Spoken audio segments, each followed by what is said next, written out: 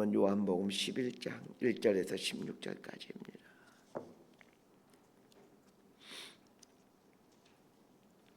요한복음 11장 1절에서 16절까지 말씀 번갈아 가면서 읽습니다. 제가 먼저 읽겠습니다. 어떤 병자가 있으니 이는 마리아와 그 자매 마르다의 마을 베다니에 사는 나사로라. 이 마리아는 향유를 주께 붓고 머리털로 주의 발을 닦던 자요, 병든 나사로는 그의 오라버니더라. 이에 그 누이들이 예수께 사람을 보내어 이르되 주여 보시옵소서, 사랑하신 자가 병들었나이다 하니 예수께서 들으시고 이르시되 이 병은 죽을 병이 아니라 하나님의 영광을 위함이요 하나님의 아들이 이로 말미암아 영광을 받게 하려 함이라 하시더라. 예수께서 본래 마르다와 그 동생과 나사로를 사랑하시더니 나사로가 병들었다 함을 들으시고 그 계시던 곳에 이틀을 더 유하시고 그 후에 제자들에게 이르시되 유대로 다시 가자 하시니 제자들이 말하되 랍비여, 방금도 유대인들이 돌로 치려 하였는데 또 그리로 가시려 하나이까? 예수께서 대답하시되 낮이 12시간이 아니냐? 사람이 낮에 다니면 이 세상의 빛을 보므로 실족하지 아니하고 밤에 다니면 빛이 그 사람 안에 없는 거로 실족하느니라. 이 말씀을 하신 후에 또 이르시되 우리 친구 나사로가 잠들었도다. 그러나 내가 깨우러 가노라. 제자들이 이르되 주여 잠들었으면 낫겠나이다 하더라. 예수는 그의 죽음을 가리켜 말씀하신 것이나 그들은 잠들어 쉬는 것을 가리켜 말씀하심인 줄 생각하는지라. 이에 예수께서 밝히 이르시되 나사로가 죽었느니라. 16절까지 함께 읽습니다. 내가 거기 있지 아니한 것을 너희를 위하여 기뻐하노니 이는 너희로 믿게 하려 함이라. 그러나 그에게로 가자 하시니 디두모라고도 하는 도마가 다른 제자들에게 말하되 우리도 주와 함께 죽으러 가자 하니라. 아멘. 하나님은 우리를 사랑하십니다. 성경은 하나님 우리를 얼마나 사랑하시는지를 반복해서 말해주고 있고 또 예수님의 삶과 죽으심 또한 하나님 우리를 얼마나 사랑하시는지를 여실히 보여주고 있습니다. 천지 만물의 창조자이신 하나님이 이처럼 우리를 사랑하시고 또 하나님의 아들이신 예수님께서 당신의 목숨을 내어주신 만큼 우리를 사랑하시는데 왜 우리 인생에는 고통과 슬픔이 끊이지 않는 것일까요? 오늘 설교는 이 하나님의 사랑을 받는 하나님의 백성들이 왜 종종 고통과 실패와 같은 어려움에 처하는가 하는 것입니다. 자, 오늘 본문은 예수님이 베레아 지역에 가 있을 때 일어난 일입니다. 자, 1절부터 4절까지 말씀 함께 읽도록 합니다. 시작. 어떤 병자가 있으니 이는 마리아와 그 자매 마르다의 마을 베다니에 사는 나사로라. 이 마리아는 향유를 주께 붓고 머리털로 주의 발을 닦던 자요, 병든 나사로는 그의 오라버니더라. 이에 그 누이들이 예수께 사람을 보내어 이르되 주여 보시옵소서, 사랑하시는 자가 병들었나이다 하니 예수께서 들으시고 이르시되 이 병은 죽을 병이 아니라 하나님의 영광을 위함이요 하나님의 아들이 이로 말미암아 영광을 받게 하려 함이라 하시더라. 자, 오늘 본문을 보다 정확하게 이해하기 위해서는 본문에 등장하는 사람들에 대한 좀 지식이 필요합니다. 나사로와 마리아가 주요 등장인물인데 이 마르다와 마리아 그리고 나사로는 복음서에 자주 등장하는 사람들이죠. 예수님이 12제자가 아닌데도 예수님과 관련하여 자주 등장한다라는 것은 이 사람들이 얼마나 예수님과 가까운 사이였는지를 말해줍니다. 오늘 본문에서는 마리아를 향유를 주께 붓고 머리털로 주의 발을 닦던 자요라고 설명해주고 있습니다. 자, 이 구절만 놓고 보면 오늘 본문의 사건 이전에 마리아가 예수님께 향유를 부었던 것처럼 보이지만 그런 것이 아닙니다. 마리아가 예수님께 향을 부은 것은 예수님이 십자가에 달려 돌아가시기 며칠 전이죠. 다만 요한복음의 저자인 요한이 이 요한복음을 기록할 때는 한참 예수님이 돌아가신 후 한참 후였기에 마리아를 설명하면서 향을 부인 여인이다라고 설명하는 것뿐입니다. 자, 마리아를 설명하면서 향을 부인 여인이라고 설명하는 또 한 가지 이유는 이 마리아가 300데나리온이나 되는 귀한 향유를 예수님께 부었던 것은 이 오늘 본문의 사건과 무관하지 않다는 것을 말해주기 위함입니다. 예수님께서 죽은 지 나흘이나 지난 나사로를 살려주셨기에 마리아는 이 예수님에게 귀한 향유를 내어드릴 수가 있었던 것입니다. 예수님이 세례 요한이 세례 주던 베레아 지역에 와 계신 이유는 예루살렘에서 유대인들 돌로 쳐 죽이려 하였기 때문입니다. 그런데 베레아 지역으로 온 지 며칠 되지 않았을 때 이 마르다와 마리아 자매가 보낸 한 심부름꾼이 예수님께 옵니다. 심부름꾼은 나사로가 중병에 걸려 사경을 헤매고 있다라고 전해줍니다. 그러면서 빨리 베다니로 와주실 것을 요청합니다. 마르다와 마리아가 30km나 떨어진 베레아까지 심부름꾼을 보냈던 것은 예수님으로 하여금 빨리 베다니로 오게 하시기 위함이었습니다. 베레아에서 베다니까지는 30km가 넘습니다. 꼬박 하루가 걸리는 거리입니다. 그런데 1분 1초가 급한 상황인데 예수님은 나사로가 사경을 헤매고 있다라는 말을 들었음에도 이틀이나 또 베레아에서 계시다가 그 다음에 베다니로 오십니다. 그리고 3일째 되던 날 이제 베레아를 떠나 4일째 되던 날에 베다니에 도착하게 됩니다. 4일째가 되어 도착했을 때는 이미 나사로가 죽은 지 나흘이나 되었습니다. 그렇다면 마르다와 마리아가 사람을 보낸 직후 나사로가 바로 죽었다라는 것을 알게 됩니다. 그러니까 마르다와 마리아가 보낸 심부름꾼이 예수님께 도착했을 때 아마도 나사로는 그때 죽은 이유였을 것입니다. 다만 심부름꾼은 나사로가 죽기 전에 출발했으니 나사로가 죽었다라는 것을 알지 못하고 다만 나사로가 지금 중병에 걸려 숨이 넘어가기 직전이다라고 말했을 겁니다. 자, 그렇다면 이 상황을 좀 더 생생하게 이해하도록 오늘날 버전으로 바꿔보도록 하겠습니다. 오늘날처럼 전화가 있는 시대라고 생각하고 자, 오늘 본문의 내용을 각색해 봅시다. 베단에 살고 있는 마리아가 베레아에 계신 예수님께 전화를 걸었습니다. 자, 이들의 통화를 상황극으로 한번 만들어 보겠습니다. 마리아, 예수님, 저 마리아입니다. 큰일 났습니다. 예수님이 그토록 사랑하신 제 오라버니 나사로가 지금 숨이 넘어가고 있습니다. 예수님, 마리아야, 이 병은 죽을 병이 아니다. 하나님의 영광을 위한 병이다. 마리아, 아닙니다. 예수님, 지금 막 숨 넘어가고 있습니다. 예수님, 마리아야, 제 급한 상황인 건 알겠지만 지금은 갈 수 없다. 며칠 있다가 가도록 하마. 지금 제가 지금의 상황으로 한번 각색해서 표현을 해보았습니다. 마리아와 예수님과 전화통화가 끝나죠. 곧바로 나사로가 죽습니다. 마리아와 마르다 입장에서 이 상황을 한번 생각해 봅시다. 예수님께 얼마나 섭섭하겠습니까? 마르다와 마리아가 성경에 처음 등장하는 곳은 누가복음 10장입니다. 누가복음 10장을 보면 마르다와 마리아가 예수님과 어떤 관계였는지를 짐작하게 해줍니다. 누가복음 10장 38절에서 40절입니다. 그들이 길 갈 때 예수께서 한 마을에 들어가심에 마르다라 이름하는 한 여자가 자기 집으로 영접하더라. 그에게 마리아라 하는 동생이 있어 주의 발치에 앉아 그의 말씀을 듣더니 마르다는 준비하는 일이 많아 마음이 분주한지라 예수께 나아가 이르되 주여 내 동생이 나 혼자 일하게 두는 것을 생각하지 아니하시나이까 그를 명하사 나를 도와주라 하소서. 자신의 집으로 예수님을 초대해 극진히 대접했던 사람들이 마르다, 마리아 자매입니다. 예수님께서 마르다, 마리아 그리고 그들의 오라비인 나사로를 얼마나 사랑하셨던지 오늘 본문 4절을 보면 예수님께 나사로를 설명하면서 사랑하시는 자가 병들었나이다 이렇게 설명합니다. 이 표현은 예수님께서 나사로를 얼마나 하셨는지를 모든 사람들이 잘 알고 있다는 뜻입니다. 그렇다면 질문을 던져봅시다. 마르다와 마리아 그리고 나사로 남매는 예수님께서 누구보다도 사랑하시는 사람들이었습니다. 그런데 젊은 나이에 왜 갑자기 나사로가 죽는 비극이 일어나는 것입니까? 또한 나사로가 죽어가고 있는데 예수님은 그걸 아시면서도 왜 급히 오지 않으므로 마르다와 마리아의 마음을 섭섭하게 하는 것입니까? 나사로를 표현하면서 사랑하신 자라고 표현하고 있는데 예수님께서 정말로 나사로를 사랑하기는 하는 것입니까? 오늘 본문의 상황만 놓고 보면 마르다와 마리아가 자신들이 예수님께 사랑받는 자인가라는 의심이 들지 않았겠습니까?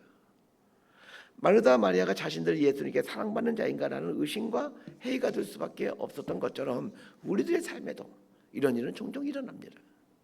예수님을 믿게 되면서 수도 없이 들었던 말이 하나님께서 우리를 사랑하신다라는 말입니다. 오늘 설교 소도에서도 저는 설교 시작하면서 하나님은 우리를 사랑하십니다라는 말로 시작했죠. 그런데 여러분 정말 하나님은 우리를 사랑하시는 것일까요? 하나님이 정말 우리를 사랑하신다면 왜 우리 삶에 감당하기 벅찬 일들이 일어나는 것입니까? 우리는 사랑하는 자식에게 좋은 걸 주고 싶어 합니다. 좋은 걸 줄 수 있는 능력이 없어서 못 줄 뿐이지 우리는 자식들에게 좋은 걸 주고 싶어 합니다. 그런데 하나님은 우리를 사랑하신다면서, 그리고 전지전능하시다면서, 그런 모든 걸 주관하시고 섭리하시고 계신다면서 왜 우리에게 감당하기 버거운 어려운 일들을 일어나게 하시느냐는 것입니다. 나사로가 숨이 넘어가는 급박한 상황인데 예수님은 이 병이 죽을 병이 아니다라고 말씀하시는데, 자, 예수님의 이 말씀이 마르다 마리아에게 아무런 위로가 될 수 없고 전혀 와닿지가 않는 것처럼 하나님은 우리를 사랑하십니다라는 말이 전혀 우리에게 와닿지가 않고 위로가 되지 못합니다. 마르다와 마리아는 자신들과 자신들의 오빠인 나사로가 예수님으로부터 사랑받는 자라고 인식하며 살아왔는데, 그 삶에 일어나는 일들은 예수님으로부터 버림받은 사람에게나 일어날 만한 일들이었습니다. 우리에게도 우리의 주변에도 이런 일들은 끊임없이 일어나고 있습니다. 그리고 우리가 살아갈 앞으로 인생길에도 이런 일은 종종 일어납니다. 이런 일 앞에서 여전히 우리는 자기 자신을 하나님의 사랑받는 자로 인식하며 살 수 있을까요? 나사로가 죽어가는 급박한 상황에서 예수님이 이상한 말씀을 하십니다. 이 병은 죽을 병이 아니라 하나님의 영광을 위함이다. 도대체 나사로의 죽음이 어떻게 하나님의 영광이 될 수 있는 것일까요? 우리 그리스도인들이 자주 사용하는 말이 하나님의 영광을 위해 산다라는 말이 있습니다. 자녀가 공부를 잘했으면 하는 마음에서 자녀에게 이렇게 말하곤 하죠. 네가 공부를 잘해야 하나님의 영광을 드러낼 수 있다.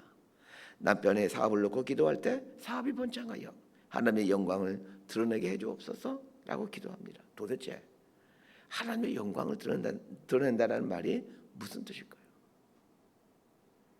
이 영광이라는 헬라어 단어가 독사라는 단어입니다. 독사라는 단어는 도케오라는 말에서 출발합니다. 도케오라는 단어가 무슨 뜻인지를 알게 되면 하나님의 영광이 무엇인지를 알게 됩니다. 도케오라는 단어가 갖고 있는 첫 번째 뜻은 생각하다입니다. 즉 누군가가 나로 인해 하나님을 생각하게 된다면 그것이 하나님을 영광스럽게 하는 일입니다. 도케오라는 단어의 두 번째 뜻은 찬양한다라는 뜻입니다. 하나님의 영광이라는 말은 하나님을 찬양한다는 뜻입니다. 인간은 자신의 능력과 지식을 찬양하며 살아가는 존재입니다.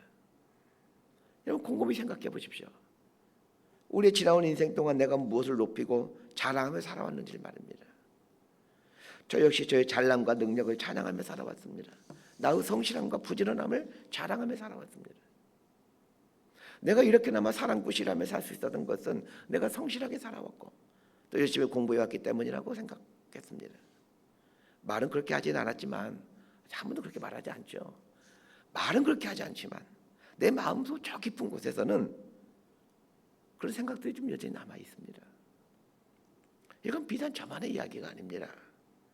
나이가 지긋한 분들의 말을 들으면서도 종종 느끼는 것이, 말로는 하나님의 은혜입니다 라고 말하지만 그러나 그 말의 행간이나 비언어 속에 담겨진 내용 등은 제가 이렇게나마 살 수 있었던 것은 성실하게 살려고 했고 정직하게 살려고 했고 최선을 다해 노력하며 살았기 때문입니다. 와 같은 내용들입니다. 인간이 하나님께 영광을 돌린다는 말은 무슨 뜻일까요? 인생의 수많은 사건들을 통해 인간의 유한함을 통감함으로 영원하신 하나님께 자신의 삶을 의탁하는 것을 통해서입니다.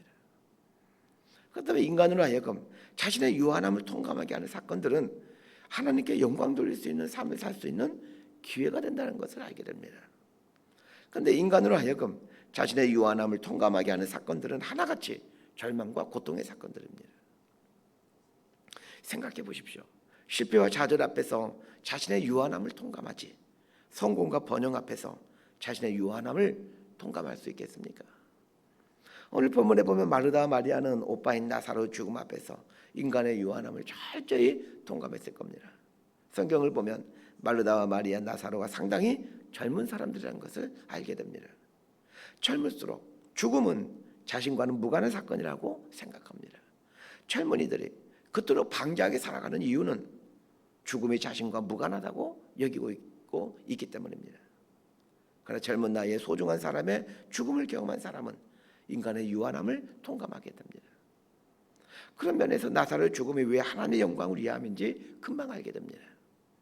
젊은 나사로의 죽음을 통해 마르다와 마리아는 물론이거니와 주변에 있는 많은 사람들이 이 인간의 유한함을 통감하고 영원하신 하나님께 자신의 삶을 의탁하게 함으로 하나님을 찬양하는 계기가 될 수 있었기 때문입니다.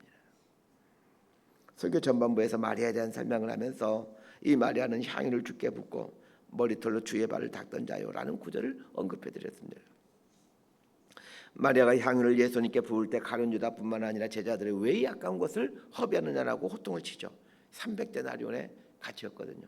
지금 돈으로 따지면 한 사람의 1년 연봉에 해당되는 향유입니다. 근데 그 1년 연봉에 해당되는 그 값비싼 향유를 몇 초 만에 끝나버릴 퍼포먼스에 사용한다는 것은 참으로 어리석은 일입니다. 그러나 마리아가 그 귀한 향유를 깨뜨릴 수 있었던 이유가 무엇입니까?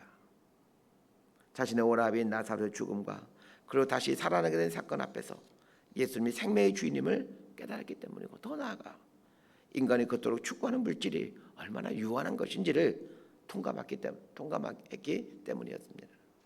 그러기에 자신에게 주어진 것들로 마땅히 영원하신 하나님이신 예수님께 내어드릴 수만 있다면 그것만큼 가치 있고 의미 있는 일은 없다라는 것을 깨달았던 것입니다.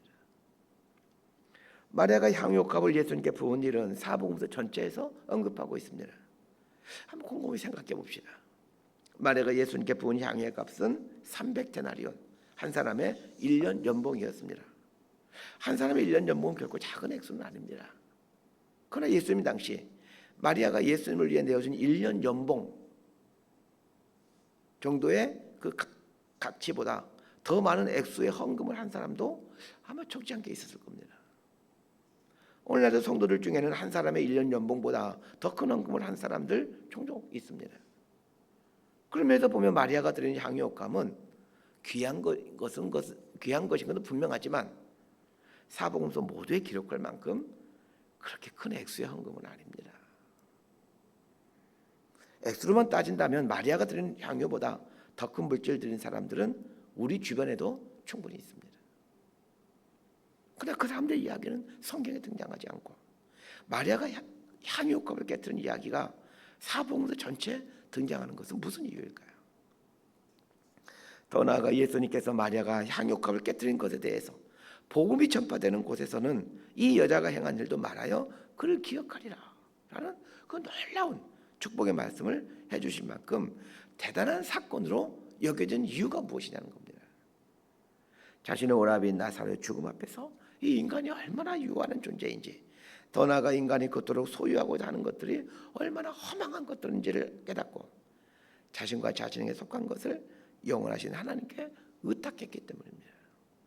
그런 면에서 나사로의 죽음은 마르다와 마리아와 하여금 자신들의 인생을 하나님께 온전히 의탁하게 하는 출발점이 되었기에 하나님의 영광을 위한 사건이 되었던 것입니다. 말씀 정리합니다. 우리의 삶에는 계속해서 이해하기 어렵고 해석하기 어려운 일들이 일어나곤 합니다. 그러나 이해하기 어렵고 해석하기 어려운 인생 사건들은 유한하기 짝이 없는 인생이 하나님의 사랑을 받는 존재임을 깨닫게 하는 새로운 창이 됩니다. 더 나아가 인생의 유한함을 통감하게 하므로 하나님만을 찬양하고 하나님만을 의지하는 바른 인생으로 만들어갑니다. 그러기에 이해하기 어렵고 해석하기 어려운 사건 앞에서 절망하지 말고 얼마든지 하나님의 영광을 드러낼 수 있음을 믿고 하나님의 영광을 드러내기에 힘써 가시길 바랍니다. 이렇게 살아간 인생에게 하나님께서 어찌 복을 주시지 아니하겠습니까?